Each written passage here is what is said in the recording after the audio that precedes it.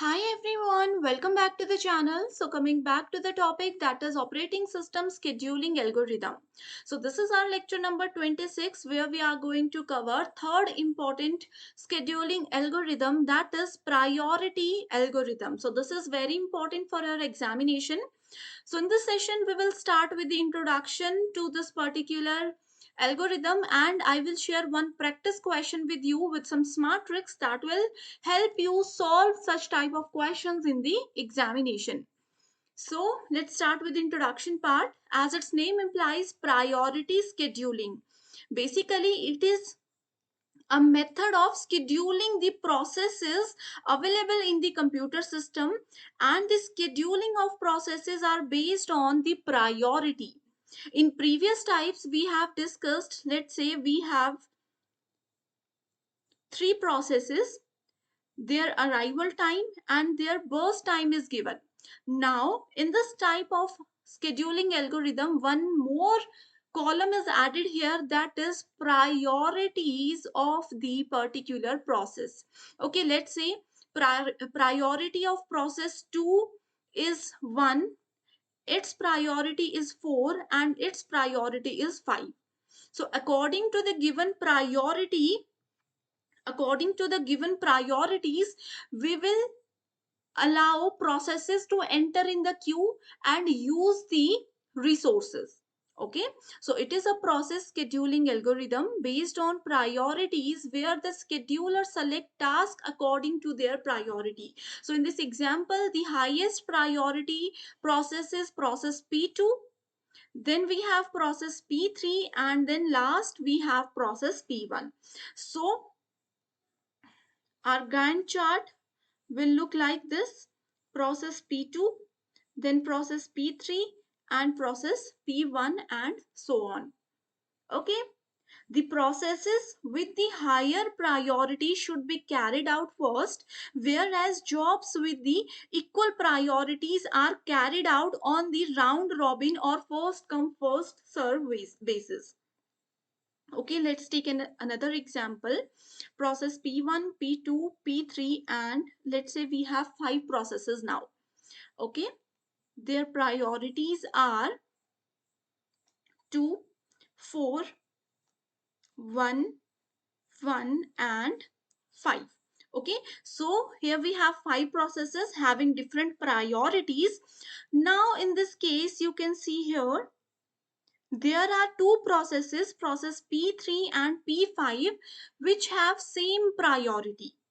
So in this case, we will always follow first come first serve scheduling algorithm. So if two or more processes have same priorities, then definitely the operating system will follow first come first serve or round robin scheduling algorithm.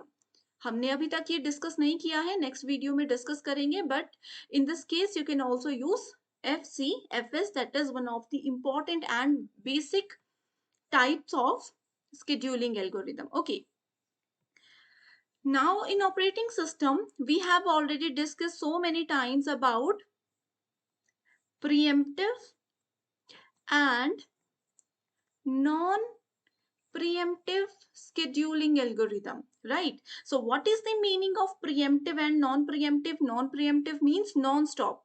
So remember one point: priority scheduling algorithm always follow both the types. Sometimes it is preemptive and sometimes it is non-preemptive, depending on the values, depending on the situation that a user wants. Okay, in case of preemptive scheduling, the tasks are mostly assigned with their priorities. Here, always the tasks are assigned based on their priorities. Okay, sometimes it is important to run a task with higher priority before another lower priority task. So this is the preemptive priority scheduling algorithm. In case of non-preemptive, the CPU has been allocated a specific process, and the process that keeps the CPU busy all the time. It will release the CPU either by switching context or terminating, and it is the only method that can be used for various hardware platforms. This is very important statement, exam में बहुत बार पूछा गया है कि non pre-emptive priority scheduling algorithm क्या hardware platform को use करता है. So yes, it is the only method that can be used for various hardware platforms. Okay, I hope everything is clear till now. Now let's just move to the practical question. As you can see here, process ID, priority, arrival time and burst time is given here in this question. So we will start with the Gantt chart. Okay, so for Gantt chart of this particular, we need to arrange them as per their priority. So lowest priority किसकी है? P1 की है. So process P1 is having the lowest priority, so its arrival time is also 0. So 0, and its burst time is 3, that is 3. Okay, second highest priority process we have is process P3. Okay, so at point 3, process P3 is in the waiting queue, ready queue, sorry. Process P3 at, okay, and it wants CPU for 4 seconds. So 3 plus 4 is 7. Third process is what? Process P6 having 4 priority. So process P6 having priority 4 and burst time is 4. So 7 plus 4 is 11. Next we have process P4. So process P4 having priority 5 and burst time 2, that is 13. After that we have process P2. So for process P2, it wants CPU for 5 seconds. So 13 plus 5 is 18. And after 6 we have process P5. P5 wants CPU for 9 seconds. So 18 plus 9 is 27. And at last we have process P7 with the highest priority. Okay, its priority is 10 and it wants CPU for 10 seconds, that is 27 plus 10 is 37. Okay, so this is the Gantt chart of given table. I hope everything is clear till now. Okay, now we have discussed so many times about the completion time, about the waiting time and all these things. Okay, so you can very easily solve these questions. If your Gantt chart is ready, then it becomes very easier to everybody to solve these questions. Okay, so completion time for process P1, let's write it here only. Okay, so completion time is 3, it's 18, 7, 13, 27, 11 and 37.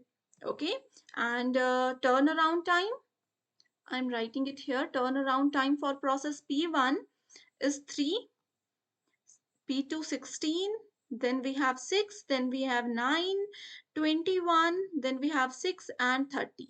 Okay, turnaround time is nothing but completion time minus arrival time is equals to turnaround time. We have discussed it so many times. अगर अभी तक भी आपको वो चीजें clear नहीं है, आपने बेसिक वीडियोस नहीं देखे हैं, so you can check the description box. I have already added the link there. Okay, now after turnaround time, what we can do, we can find the waiting time. So waiting time is nothing but waiting time is equals to turnaround time minus burst time. So it will be 0 for process P1, 11, 2, 7, 12, 2 and 18. Okay, so here we have waiting time as well as turnaround time. If they ask you to find out the average waiting time of all the processes, so you need to add all these values, divide them by 7. So answer will be 52 by 7 units. Okay, so I hope students everything is clear till now. If you have any doubt related to any step you can comment below. I will definitely help you. So thank you so much.